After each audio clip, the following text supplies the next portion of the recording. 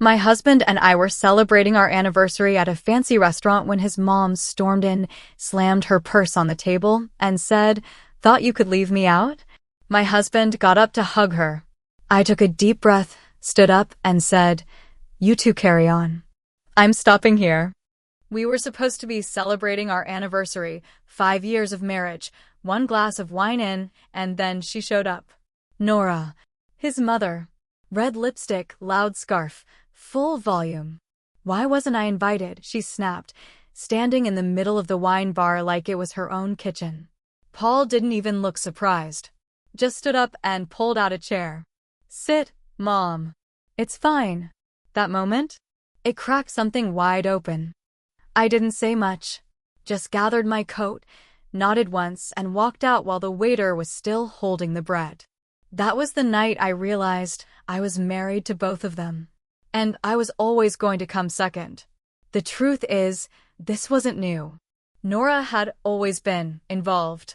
She criticized the way I sliced vegetables, commented on my shoes, showed up uninvited just to check in. Paul said she meant well.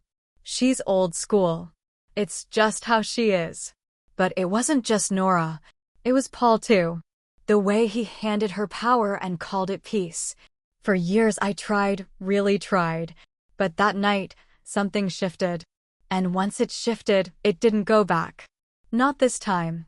Not again. A few days after the wine bar disaster, I was at work, coffee in hand, trying to make it to 11 a.m. without snapping at anyone, when Nora showed up. At my office. My actual workplace.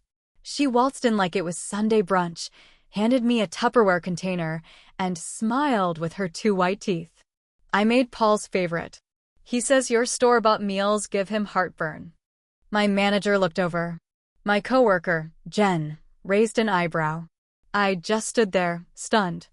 I took the lunch. I said thank you. And when I told Paul about it later, half laughing, trying to hide how mortified I felt, he actually chuckled. "Well, you know how she is. She just wants me to be taken care of." No. She wanted me humiliated. Then came the living room. That weekend, Paul asked if Nora could house sit while we were out for a hike. We were gone for 3 hours. Came back to find our entire space rearranged. My woven throw pillows gone. Swapped out for her floral ones. The painting I bought in Taos? Replaced with a framed cross-stitch that read "A wife's place is in the home." My minimalist coffee table had been pushed into the garage, replaced by a chunky oak one that still smelled like mothballs. When I stared at it all, Paul had the nerve to say, "She was just trying to help." The house feels warmer now. No, it felt invaded. That was the moment the switch flipped in my head. Not the wine bar. Not the lunch. This quiet erasure. And Paul? He didn't just allow it. He held the damn door open for it. He kept calling it help. He kept calling it love. But it wasn't love. It was control, dressed up in casseroles and antique doilies. I didn't yell. I didn't throw anything. I just stood in the middle of the room and let the silence stretch. And in that silence, something else snapped into place. This wasn't about Nora anymore. Not just her. This was about the man I married, the one who kept choosing her comfort over my boundaries. Over and over again. And I was done pretending it was fine. It was a mail slip that gave it away. Just a torn, crumpled redelivery notice left on the hallway table, addressed to Nora L., Unit 3B. Our building. Our address. At first, I thought it was a mistake. Maybe she'd sent something here by accident. But it didn't make sense. Paul always picked up her mail from her place across town, the one he said was a 20-minute drive. I held the slip in my hand for a long time before I walked into the living room. "Paul," I said slowly, "why is your mom getting mail in our building?" He froze, blinked like I'd spoken another language. Then he rubbed the back of his neck and sat down. "Okay, I didn't want to tell you because I knew how you'd react." He admitted it. She had moved into the unit directly below us 6 months ago. Secretly. Quietly. With Paul's help. She just wanted to be closer, he said. To feel connected. Connected. like a surveillance drone. I felt like I was underwater, trying to make sense of the last half year. All the times I thought I saw someone watching from below. All the little run-ins that seemed too coincidental. She hadn't been visiting. She'd never left. 2 days later, Aunt Marie called me out of nowhere. I didn't even know she had my number. Her voice was low, almost cautious. I heard what happened. I need to tell you something before it's too late. Turns out, I wasn't the first. Paul had been engaged before. Years ago. A woman named Amanda. She and Nora clashed almost instantly. And right before the wedding, Nora moved into the same complex Amanda lived and claimed it was temporary. She kept tabs, popped up at odd times, slowly took over decisions. Amanda left one morning and never came back. She said she felt like a guest in her own life, Marie told me. And now? I see Nora doing it all over again. I sat there on the edge of my bed, phone in my hand, throat dry. That's when it all shifted. The living room swap. The office drop-in. The secret lease. Paul's laughter. His silence. It wasn't clumsy love. It was practiced erasure. And it had happened before. I wasn't just being controlled. I was being replaced. And I was the only one who hadn't realized it yet. Not anymore. I didn't confront him. Not yet. I didn't scream or throw things or march downstairs to bang on her door. That's not how this version of me was going to play it. Instead, I smiled. I packed Paul's lunch. I answered Nora's texts with polite thumbs-up emojis. I played the quiet wife. The one who forgives. Who forgets. Who just needs time to cool off. But every move I made after that was surgical. I changed my direct deposit first, easy enough. New bank account, different institution. One Paul had no ties to. I pulled every document I could find, loan records, purchase receipts, proof that I'd paid more than 80% of the condo's down payment. The car, too. My name on everything that mattered. Then I called a lawyer. Not a flashy one. A quiet, sharp woman in her 50s with a no-nonsense voice and a folder already labeled Mila L. She listened, nodded, and said, "We'll get this clean." Next came the meeting with Aunt Marie.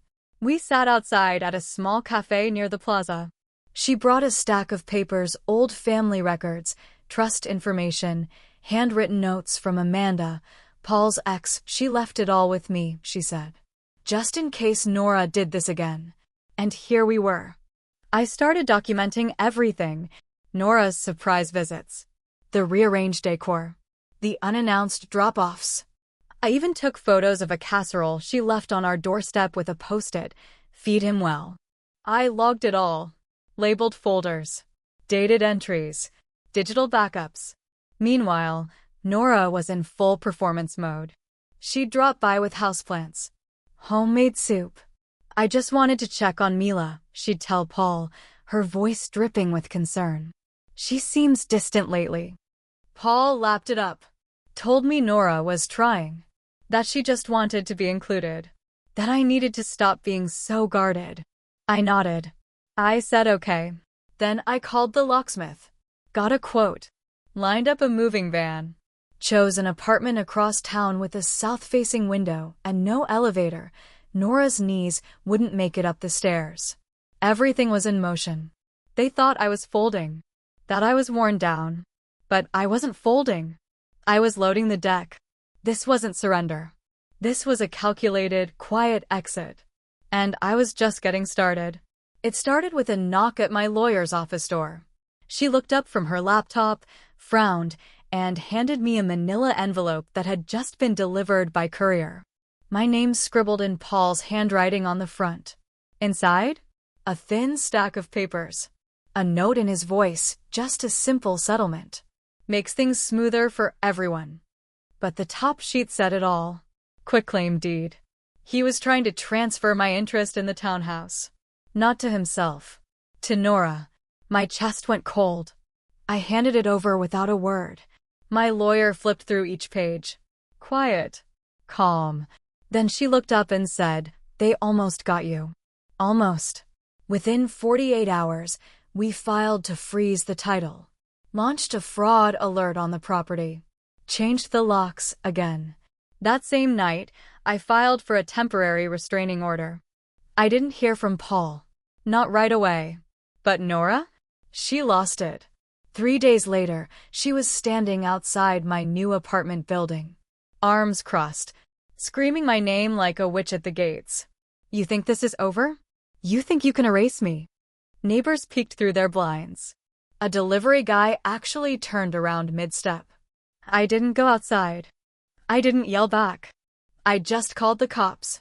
She was gone before they arrived. But the camera caught everything. Her voice, her threats, her pounding on the glass. And Paul? He left 3 voicemails that night. Slurred, maybe drunk. One was crying. One was begging. One was angry. You're ruining our family. No, they ruined it themselves. I blocked the number, deleted the messages, sat down on my second-hand couch in my not-so-fancy apartment. And for the first time in months, maybe years, I exhaled. The panic wasn't mine anymore. It was theirs. I agreed to meet them. One last time. Not for closure because I already had that. But I needed them to see it. To say it all out loud, face to face. No more masks. No more pretending. We met at Nora's condo. She opened the door smiling like she was hosting a brunch, not a breakdown. Paul looked tired. Hollow-eyed. He nodded, avoided eye contact. I stepped inside with Aunt Marie at my side, holding a slim leather folder. Calm. Prepared. Nora offered tea. I declined. We just want to clear the air, she said. Too sweet. We can be civil. I laid the folder on the table and opened it slowly. Quietly. The first sheet. Bank statements. Aunt Marie spoke, calm and deadly. This money, used for the down payment, was never yours, Nora. It was from the family trust. You forged authorization to access it. Paul blinked. What? Marie continued, steady. And the title? These sections here filed through your friend's office? Mila never signed them. She never even saw them. That's forgery. Nora went pale, then red. Then exploded. You little snake. I gave you everything. You're just a taker, ungrateful, bitter, small. Her voice shook the windows. But Paul, he didn't protect her this time. He stood up, fists clenched. No, Mom. You destroyed this. You lied to me. You used me. You don't mean that, she gasped. I do, he snapped. You've been controlling my life since I was 15. The room spun with silence. I pulled out the last document, divorce papers. Placed them gently on the table in front of Paul. I'm done. His eyes welled, but he didn't speak. I turned to Nora. You tried to steal my home, my name, my choices. I'm taking all of it back. She opened her mouth, but I was already walking. Marie followed me out. We didn't look back. Outside, the sky was gray but soft. The kind of gray that feels clean. Honest. I took a long breath. It was over. Not the legal stuff. That would come. But the pretending. The guilt. The shame.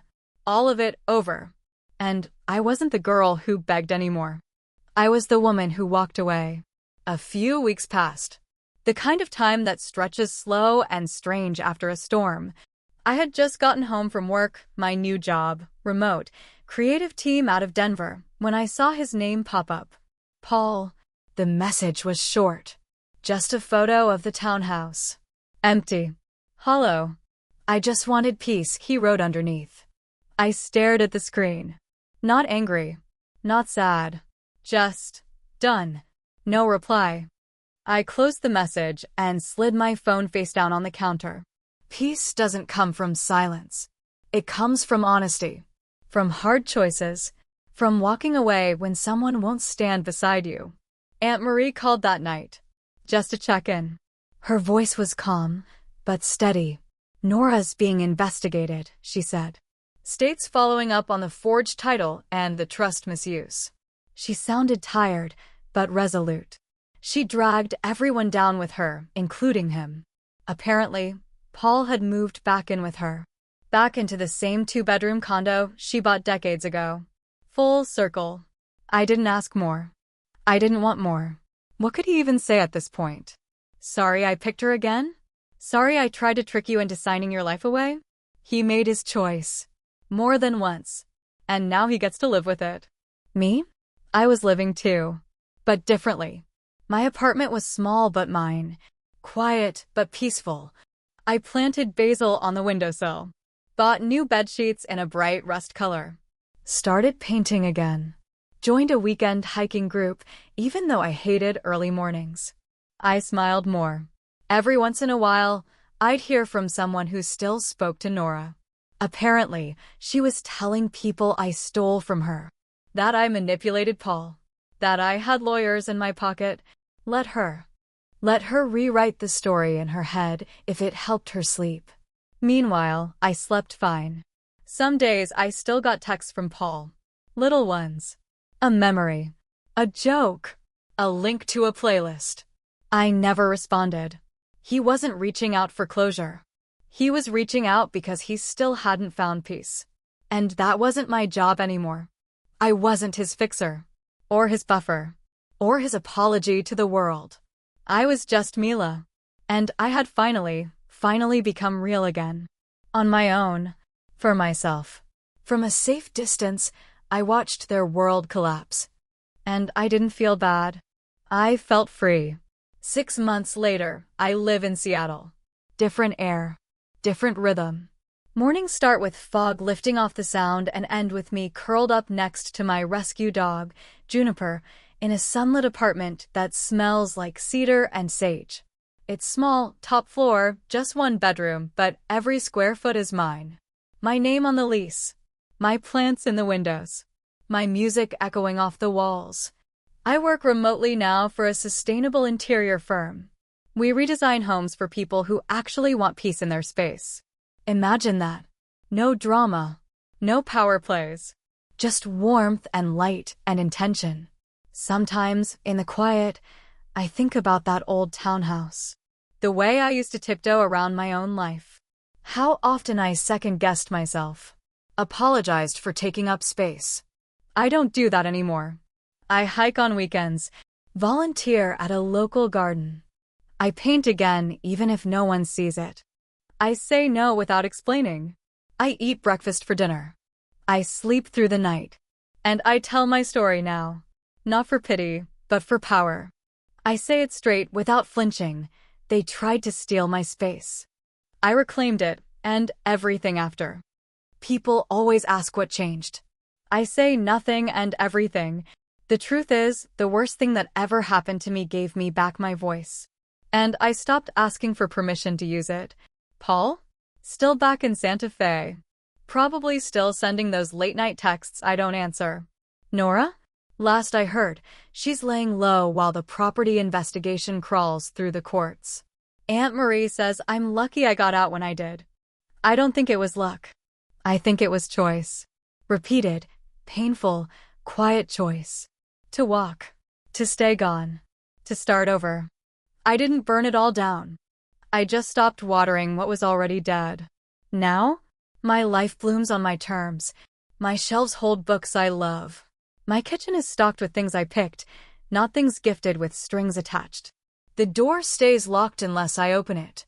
And every time I walk into my apartment, drop my bag, and breathe deep, I remember. I'm not lost. I'm not erased. I'm not small. I'm free. And this time, no one's ever taking that away from me again.